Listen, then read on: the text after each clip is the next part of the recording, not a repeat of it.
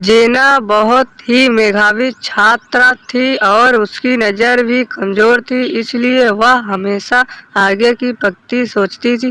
जेना अपने दोस्त रिक के साथ रहती थी, जिसकी कॉलेज में अन्य छात्रों से लड़ाई के कारण बदनामी होती थी।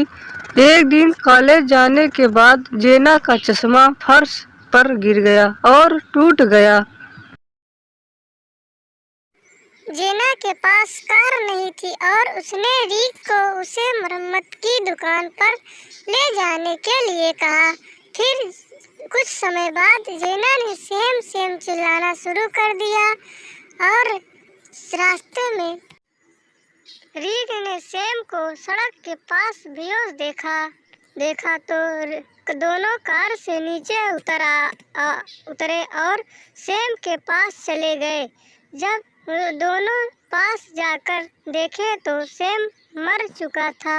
उन्होंने डिटेक्टिव मेहुल को अपराध स्थल पर बुलाया और वो तुरंत वहां पर उपस्थित हो गए और मेहुल अपराध स्थल पर पहुंचे और 4 संदिग्धों की पहचान की और उन्होंने अपराध स्थल के पास 2 और संदिग्ध थे और उन्होंने रिक, जब मैंने सेम को देखा तो मैं अपनी कार चला रहा था। सेम और मैं दुश्मन थे लेकिन मैंने उसे नहीं मारा।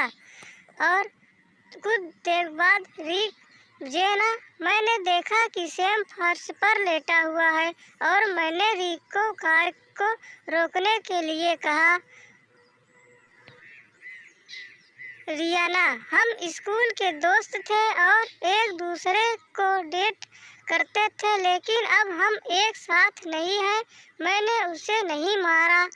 फिर डिटेक्टिव मेहुल ने कहा, जेनी, मैं वहां से गुजर रहा था, मुझे कुछ नहीं पता। मैं जेना की चीख सुनकर यहाँ आया हूँ। उनके बयानों को सुनकर क्या आप अनुमान लगा सकते हैं कि हत्या